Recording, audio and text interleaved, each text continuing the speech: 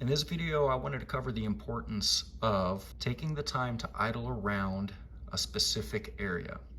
In this case, we picked an area in this creek here, and we decided to go ahead and idle around and log the sonar, which means we were recording the sonar returns as we were idling around that area. This gives you the ability to then break it down on your time. It allows you the opportunity once you get home to run your graph and pull up the recorded information and then go through that recorded information, which records the side scan, down scan, and 2D info. So then at home, at your leisure, you're able to break those down and then save those waypoints onto your graph. And we're going to go into our settings. Your graph may be different on the Lowrance Reveal 9TS. This is the way we do it. We'll go to sonar. That is where you go when you want to log the sonar, but we're going to view our sonar logs. The most recent one was here on November 4th. We'll pull it up and it brings up the 2D. If we go into the menu, we can change the channel and we'll start with the side scan. This will pull up the recorded information of the side scan. In this mode, you can readjust your contrast in order to better see what you ended up recording. We can scroll up through the recording and look for structure that maybe during the time we were out we had missed. And you can move, I'm just moving quickly, and as you can see here, there's an area of rock or some sort of structure here off to the right side that we ended up recording. I can go ahead and set this as a new waypoint and save it and add it to my map. So you would save that waypoint and you'd continue to scroll through.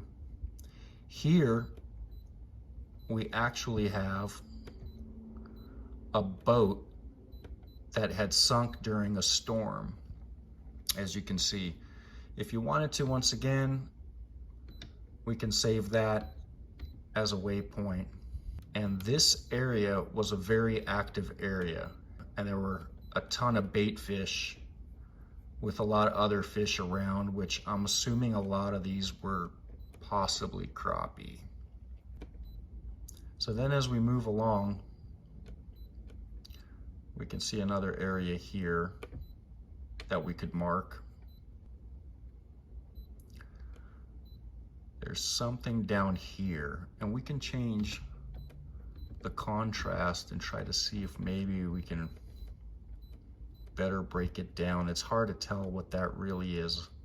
I may have been traveling at a speed that was too slow for the side scan to really pick up a great image, so it had stretched that image out. But it may be some sort of laydown with possibly school of fish around the area, and then you can see the long elongated lines. It could be fish that are spread out through that area.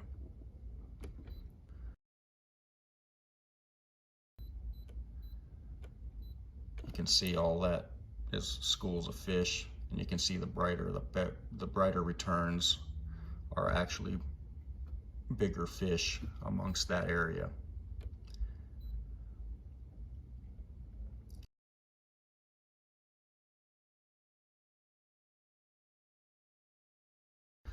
Here you can see again, I came around and there's that boat, a submerged boat.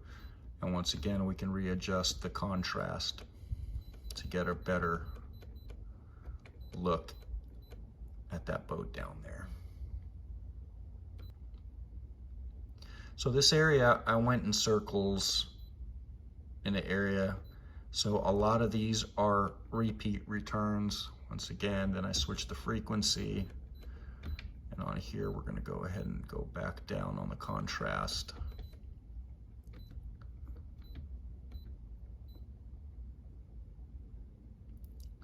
And scroll through once again, but this is pretty much repeating the same information because I was going around in circles around a single area. I did end up going down to an area of submerged timber, which will show up here coming up. So we see some structure off on the right side.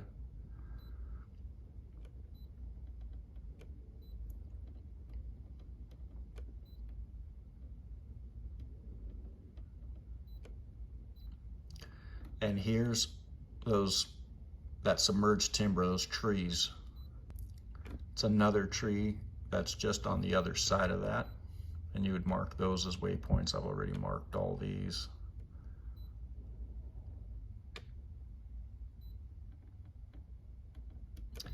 And that's the end of that recording. Then we can go into our channel and we can go to the down scan. We're going to change the range to 20 feet.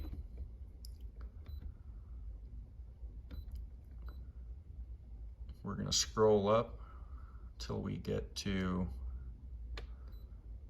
that 20-foot area.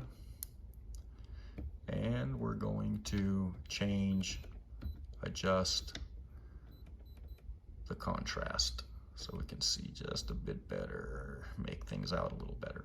So we can see here on the down scan the beginning of the recording, and we can see some structure down here. Once again, you can scroll to that area and mark a waypoint right over it, and it'll save it onto your map. We'll scroll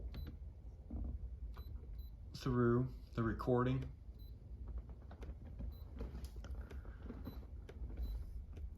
And you can see the bait fish are between 6 and about 11 feet. And we've got some good returns on some fish, which are likely, since they're spread out and pretty good space between them, that these are likely bass. We've got another structure here, which I believe is the down scan return of that submerged boat that's underwater. So once again, you can save that as a waypoint. Since we already have it saved, we're not going to bother with that. And we'll continue scrolling through the recording.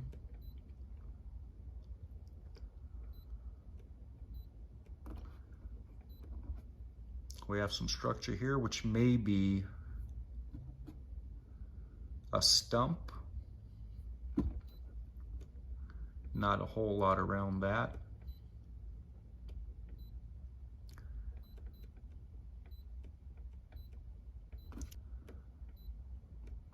You can see a couple fish here and a bait ball up here, a small bait ball.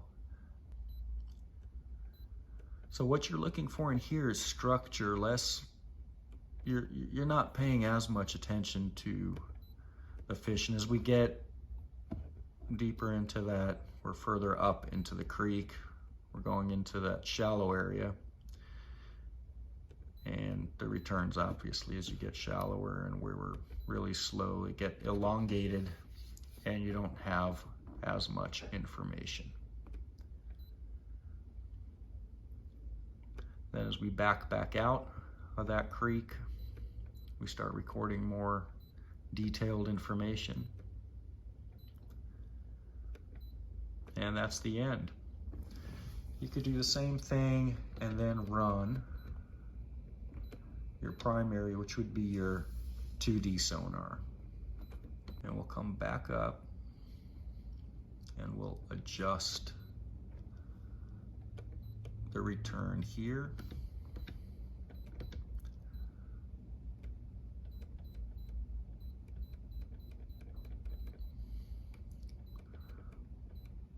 We'll somewhat clean this up a bit.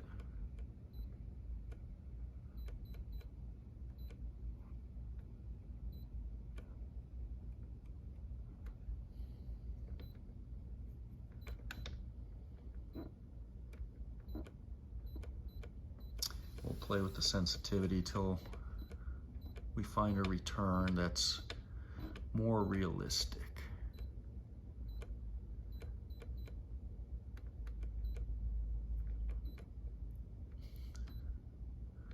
We'll keep it around there.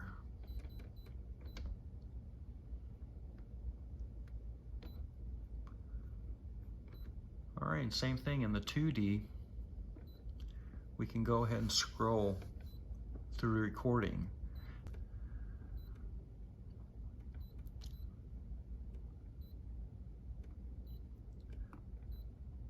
See lots of that bait fish in the area. We got those returns, remember where those were somewhat spread out that we thought were bass? That's what those right there look like.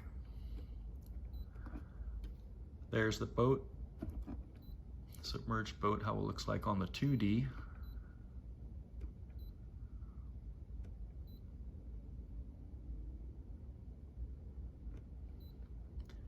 And what you're doing is you're going through all these and looking at the information. This is a great way to get bottom contour and structure information and save it to your map. If we go to our chart, we come down to the area.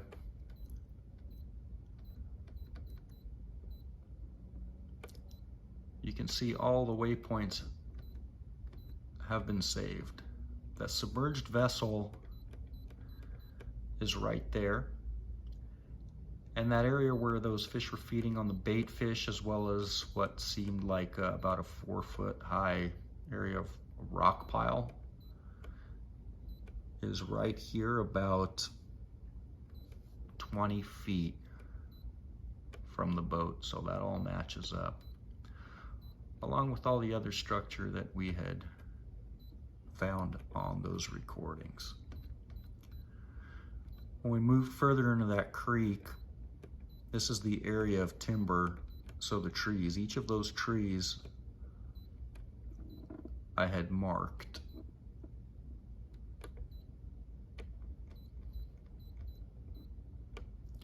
So that's that area of flooded timber, and there are quite a few trees. It would make no sense to mark every single submerged piece of timber here. But that's how you do it. I hope this helps. It's a great way to get new waypoints and figure out your lake and get information on the bottom, information on the structure. Hope this helps. Subscribe if you liked it, and please hit that like button. Thanks again.